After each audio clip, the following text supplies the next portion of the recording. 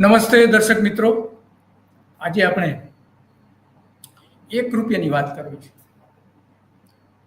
1 રૂપિયો સરકાર ખર્ચે છે તો લોકો સુધી કેટલા પહોંચે છે, એનો વિવાદ ભારતીય જનતા પાર્ટીએ મોટા પ્રમાણમાં કરેલો વિવાદ. જ્યારે રાજીવ ગાંધી જ્યારે વડાપ્રધાન હતા ત્યારે એમણે કહ્યું હતું કે સરકાર 1 રૂપિયો ખર્ચ કરે છે તો એમાં 20 પૈસા લોકો સુધી પહોંચે છે. તો આ જે વાક્ય હતું એ વાક્યને જબરજસ્ત રીતે ભારતીય જનતા પાર્ટીએ આખા દેશમાં જગાવેલું. એમાં આપણા મોદી સાહેબ પણ હતા, એમણે પણ કહ્યું હતું કે આ જે 1 રૂપિયાને બદલે જે સરકાર ખર્ચ કરતી હતી કોંગ્રેસના સમયમાં એ લોકો સુધી 20 પૈસા પહોંચતું હતું, પરંતુ મારી સરકાર આવી પછી 1 રૂપિયાના 100 પૈસા જે હોય છે 100 પૈસા લોકો સુધી પહોંચે છે. તો આ ખરેખર પહોંચે છે ખરા? એ સવાલ આજે આપણે ની ચર્ચા કરવી છે. નરેન્દ્ર મોદીના સવાલ પણ પૂછવો છે. એ સવાલ આપણે પૂછીએ પહેલા નરેન્દ્ર મોદીને આપણે સાંભળીએ એમણે એક્ઝેક્ટ શું કહ્યું હતું 2010માં, એ પણ સાંભળી ગઈ. અને પછી 2010 થી લઈને 2025 સુધી 15 વર્ષ આ 1 રૂપિયો ક્યાં પહોંચ્યો છે કે નથી પહોંચ્યો, એની આપણે ચર્ચા કરીશું. સાંભળીએ મોદી સાહેબ. આજે આ જનતા જનાર્દન ને એક છત નીચે લગભગ 267 કરોડ રૂપિયા એમના હાથમાં થઈ ગયા. આ નાની સુની વાત કરી દીધી. રાજીવ ગાંધી આપણા દેશના પ્રધાનમંત્રી હતા. એમણે એક વાત કરી હતી. એમણે કહ્યું હતું કે દિલ્હીથી રૂપિયો નીકળે છે, હું નથી કહેતો, દિલ્હીથી રૂપિયો નીકળે તો ગરીબના ઘર સુધી પહોંચતા 15 પૈસા થઈ જાય.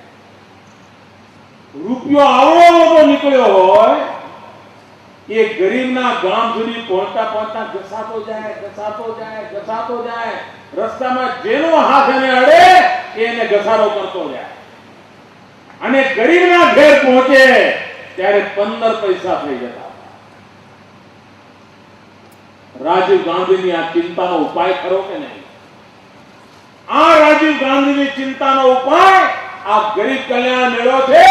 એક પ્રકારે આ સાચી શ્રદ્ધાંજલિ છે. ગાંધીનગરથી જે રૂપિયો નીકળે એ ગાંધીનગરથી નીકળેલો રૂપિયો 100 પૈસા ગરીબના ઘરે પહોંચે, એના માટે ગરીબ કલ્યાણ મેળો. તો મોદી સાહેબ જે વાત કરી રહ્યા હતા કે ગરીબો સુધી પહોંચે છે, ગરીબો એટલે ગુજરાતના લોકો સુધી પહોંચે છે. ગરીબો સુધી 100 પૈસા પહોંચતા હોય તો સામાન્ય લોકો સુધી પહોંચતા હોય, સ્વાભાવિક છે. તો હવે આપણે એ જોઈએ કે આ હમણાં 2 મહિના પહેલા જ એક રિપોર્ટ આવેલો, આ અમદાવાદના અખબારમાં આ છપાયેલો રિપોર્ટ છે કે ભ્રષ્ટાચારમાં ગુજરાત સમગ્ર ભારતમાં 3જા નંબર ઉપર આવીને ઊભું રહ્યું છે. હવે તો આમાં ભ્રષ્ટાચાર જે થાય છે એનો મતલબ એ થયો કે પ્રજાને રૂપિયો પહોંચતો નથી. કેમ નથી પહોંચતો એ સવાલ આજે આવીને ઊભો રહે છે આપણી પાસે. અને એટલા માટે આજે આની ચર્ચા કરવી છે કે આ રૂપિયો જે છે એ રૂપિયાના 100 પૈસા ક્યાં જાય છે. હમણાં જ મનરેગા કૌભાંડ 2,500 કરોડ રૂપિયાનું મનરેગા કૌભાંડ હમણાં જ બહાર પાડ્યું છે ચૈતર વસાવા, અને જેને બહાર પાડ્યું છે એને જેલમાં નાખી દીધા. તો એ ગરીબોનું જ હતું બજેટ. મજૂર વર્ગ માટે પૈસા આપવાના હતા 2,500 કરોડ, એના મોટા કૌભાંડો થયા 2,500 કરોડ રૂપિયાના. એ વાત એમણે કરી હતી. તો આવા બીજા જે 1,000 કરોડથી વધારાના કૌભાંડો કે જે લોકોના પૈસા હતા એ પૈસામાં આ જે કૌભાંડો થયા એની આપણે વાત કરવી છે. અને વાત એટલા માટે આપણે કરવી છે કે આ જે વચેટિયાઓને દૂર કરવાની જે વાત હતી, એમણે જે વાત કરી ભ્રષ્ટાચારીઓને દૂર કરવાની, નરેન્દ્ર મોદી વાત કરી, બહુ સારી વાત છે. એમણે ખરેખર ભ્રષ્ટાચારીઓ દૂર કર્યા, વચેટિયાઓને દૂર કર્યા, તો બહુ સારી વાત છે. ગરીબ કલ્યાણ મેળાનું એ ઉદાહરણ પણ આપે છે. તો એમણે કહ્યું કે 100% નાગરિકો સુધી પહોંચે છે, હું જે ખર્ચ કરું છું એ પહોંચે છે. 2010માં આ વાત કરી હતી. તો મોદીએ જ 1 રૂપિયાનો જે ભ્રષ્ટાચાર કહ્યો હતો તો એ નેતાઓએ એકના બદલે એના અનેક કર્યા. 1,000 કરોડથી વધુના 100 કૌભાંડો છેલ્લા 15 વર્ષમાં થયા છે. એમાંના કેટલાક કૌભાંડો આપણે અહીંયા ચર્ચવાના છે કે રૂપિયો ખરેખર જાય છે ક્યાં, એ સવાલ. મોદીએ કહ્યા પછી 15 વર્ષમાં પ્રજાની માલિકીના ખરબો રૂપિયા અબજો રૂપિયા ભ્રષ્ટાચારમાં જતા રહ્યા છે, અબજો રૂપિયા જતા રહ્યા છે. અને કોલ ઇન્ડિયાનો જે સસ્તો કોલસો ગુજરાતના નાના ઉદ્યોગોને આપવાનો થતો તેવા 6,000 કરોડ રૂપિયાનું એમાં કૌભાંડ થયું હતું. 6,000 કરોડ રૂપિયાનું જીએસટી અમલ થયો ત્યારથી 2025 સુધીમાં બિલિંગ જે ચોરી છે, બિલિંગ ચોરીની પણ બિલિંગ ચોરી જે કૌભાંડમાં 1 લાખ કરોડ રૂપિયાનું કૌભાંડ થયું હોવાનું અનુમાન છે. 3 જિલ્લામાં 2500 કરોડનું મજૂરોને મનરેગા કૌભાંડ, જે હમણાં આપણે કહ્યું કે જો આખા રાજ્યમાં એ અબજો રૂપિયાનું કૌભાંડ હોવાના પણ આરોપો આજે થઈ રહ્યા છે. ગરીબોનું અનાજ વેચી મારી હોવાના 10 વર્ષમાં 1 લાખ કરોડ રૂપિયાનું રાજ્યવ્યાપી કૌભાંડ હોવાના આરોપો પણ અગાઉ થયા છે. અમરેલીમાં થયા છે અને અને અને પંચમહાલમાં પણ થયા છે. જમીન રિસર્વેમાં ભારતના ઇતિહાસનું સૌથી મોટું કૌભાંડ હોવાના આરોપો મૂકવામાં આવ્યા હતા ખેડૂતો દ્વારા. બનાવટી પ્રોપર્ટી કાર્ડથી સાયલન્ટ ઝોનના નામે સુરતમાં 2500 કરોડ રૂપિયાનું જમીન કૌભાંડ થયું હતું. તો આ રૂપિયા ક્યાં પહોંચ્યા છે? સુરતમાં 948 કરોડનું શેર માર્કેટનું ગેરકાયદે ટ્રેડિંગ અને ગેમિંગનું કૌભાંડ પણ આ રીતે જ બહાર આવ્યું હતું. તો એ લોકોના જ પૈસા હતા. ગેરકાયદે દારૂ વેચવા અને હપ્તો લેવા દર વર્ષે 33,000 કરોડનું કૌભાંડ થાય છે. દર વર્ષે 33, આવા 15 વર્ષ ગણો કેટલા થયા. બીઝેડ ફાઇનાન્સના 11,183 રોકાણકારોનું 8,000 કરોડનું કૌભાંડ થયું હોવાનું બહાર આવ્યું હતું. પણ એમાં જે છેલ્લે મૂકવામાં આવ્યું 422 કરોડ રૂપિયા. ટેસ્ટ ઓફ ઇન્ડિયાનું અમૂલનું જે કૌભાંડ હતું 450 કરોડ રૂપિયાનું ચીજ કૌભાંડ હતું. બીજા બધા થઈને 1,000 કરોડ ઉપરાંતના અમૂલના જ કૌભાંડો થાય છે. જીએસટીના 282 કંપનીઓના બોગસ બિલિંગના 6,000 કરોડનું કૌભાંડ બહાર હતું. તો આ રૂપિયો ક્યાં ગયો? કઈ જગ્યાએ ગયો? મહેશ શાહનું ચલણી નોટોનું અને એને જે વટાવવાનુંથી લઈને શેર કૌભાંડથી લઈને બધું 20,000 કરોડનું કૌભાંડ હતું. બધું જ દબાવી દેવાયું. આજે શું છે ખબર નથી. સુરત અને મુંબઈના કારોબાર કરતી હીરા પેઢી દ્વારા બેંક તરફથી મળેલા 4,000 કરોડની ક્રેડિટ કૌભાંડ પણ બહાર આવ્યું હતું.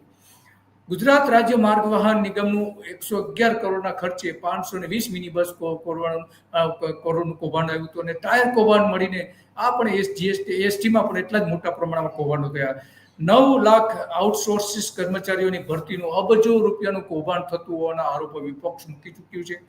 2019માં વડોદરામાં સંજયનગરમાં આવાસ યોજના PMIO વડાપ્રધાન નરેન્દ્ર મોદીના નામે 2,000 કરોડ રૂપિયાનું કૌભાંડના આરોપ ત્યાંના કોંગ્રેસના નેતાઓએ પણ આપ્યા છે.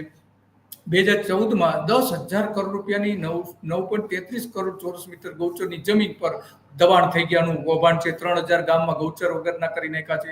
ઉદ્યોગોને જમીન આપી દીધી. અબજો રૂપિયાનું એ કૌભાંડ છે. 3,000 ગામોમાં જમીન રહી નથી આજે ગૌચર માટેની. ઉદ્યોગપતિઓને 10 લાખ કરોડની 491 કરોડ ચોરસ મીટર જમીન ટેન્ડર વગર આપી દીધી. ગરીબ પ્રજાની માલિકીની જમીન હતી. 80 લાખ બળદોને કતલખાને ધકેલી દેવાનું પણ ગૌ હત્યાનું કૌભાંડ પણ ગુજરાતમાં થયું છે. બહુ ઓછા લોકો જાણે છે. ભરત ભગવાનદાસ સોનીની અમદાવાદના રાણીપમાં 10,000 કરોડના જીએસટીનું બોગસ બિલિંગ કૌભાંડ પકડાયું હોવાની જાહેરાત ખુદ સરકારે કરી હતી. વાપીથી ભરૂચ, ભાવનગર, પોરબંદર, દ્વારકા અને દરિયાકાંઠે જે ઝીંગા ઉછેર માટે થાય છે એમાં 7 લાખ કરોડની 1 લાખ એકર જમીનનું કૌભાંડ છે. રૂપાણીના 5 વર્ષમાં ખનીજ ભાજપના માફિયાઓ જે મળતિયાઓએ 8 લાખ કરોડની લૂંટ ચલાવી હતી. 15 વર્ષમાં 24 લાખ કરોડ રૂપિયાનું ખનીજ, રેતી બધું જ ચોરાયું હોવાનો આરોપ પણ મૂકવામાં આવી રહ્યા છે. સુરેન્દ્રનગરમાં 20 વર્ષમાં ખાણમાંથી 50,000 કરોડનો કોલસો ખોદી કાઢવામાં આવ્યો છે. અમદાવાદના જગન્નાથ મંદિરની જે જમીન હતી એ 800 કરોડની જમીન હતી, એ માત્ર 8 કરોડમાં વેચી મારી સરકારે કશું જ ના કર્યું. આજે પણ એ જમીન કૌભાંડ ચર્ચામાં છે. ખેત તલાવડીઓમાં રૂપાણી સરકારમાં 5 વર્ષમાં 3,000 કરોડનો ટર્નઓવર ધરાવતા ગુજરાત જમીન વિકાસ નિગમના કૌભાંડ થયા હતા.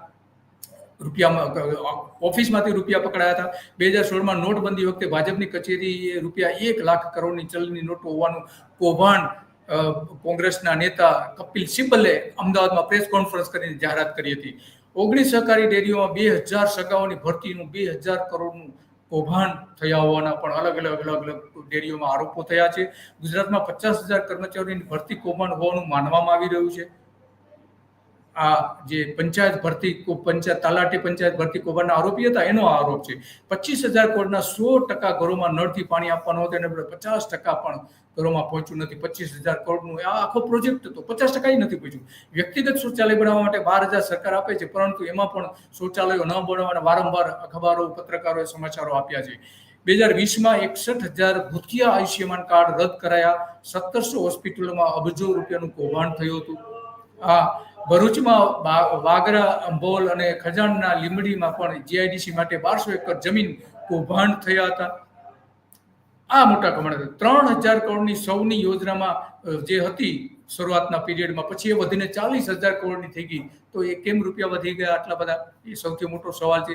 રાજકોટ, અમદાવાદ, સુરત અને વડોદરામાં 1,111 એકર જમીનોના ઝોન ફેરની મંજૂરીમાં 1,000 કરોડનું કૌભાંડ હોવાના પણ આરોપ થયા હતા. 2017માં અમદાવાદમાં સનાતલમાં બિલ્ડર્સને ચોક્કસ રાહત આપવાનું મોટું કૌભાંડ થયું હતું. આવા તો અનેક કૌભાંડો છે. ચોટીલા હીરાસર હવાઈ મથક જે છે એની પાસે 520 એકર સરકારી જમીન ખાનગી વ્યક્તિને આપવાનું 5,000 કરોડ રૂપિયાનું કૌભાંડ થયું હતું. રૂપાણીના રાજમાં 1 લાખ હેક્ટર જમીન બિનખેતી થઈ અને 15 વર્ષમાં 3 લાખ હેક્ટર જમીન છૂટી થઈ હોવાનું માનવામાં આવે છે. અને 1 મીટરે 300 રૂપિયાનો એમાં કરપ્શન થાય છે. 20 રેવન્યુ સર્વે નંબરની 5.37 લાખ વાર એટલે કે 111 એકર જમીન નો પણ મોટું કૌભાંડ હતું. સુરતમાં ટીપી સ્કીમમાં પણ 30,000 કરોડનું ફંડ ભાજપને ગયું હોવાનું અર્જુન મોઢવાડિયાએ આરોપ મૂક્યો હતો.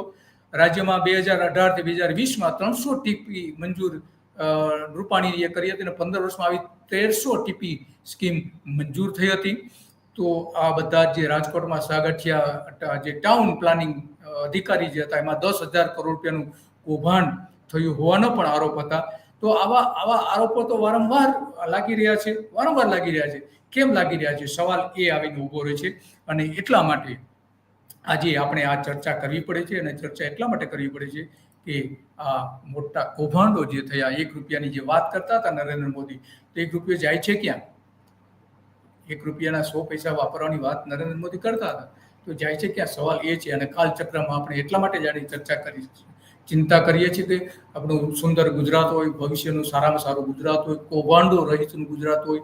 સરકાર 100 રૂપિયા જે આપે ગાંધીનગરથી, એ 100 રૂપિયા લોકો સુધી પહોંચે, એ આપણી અપેક્ષા છે. પરંતુ આ જ રાજનેતાઓ અબજો રૂપિયાના કૌભાંડો કરીને આ રીતે પ્રજાની મિલકતો પચાવી પાડે છે, પ્રજાના પૈસા પચાવી પાડે છે, અબજો રૂપિયાના કૌભાંડો કરે છે. તો આ જે 100 રૂપિયાથી લઈને 100 રૂપિયા સુધી લોકો સુધી પહોંચવા જોઈએ, નથી પહોંચતા. તો આ એક મોટો સવાલ હતો અને એટલા માટે આજે આની ચર્ચા કરવાની જરૂરી લાગી. એટલા માટે સવારના આપણે કાલચક્રમાં વાત કરીએ છીએ. કારણ કે એક ઇતિહાસનું જે ગંભીર પાનું હતું એ પાનું પણ આજે આપણે એની ચર્ચા કરીએ છીએ. તો આજે આટલું જ. નમસ્તે.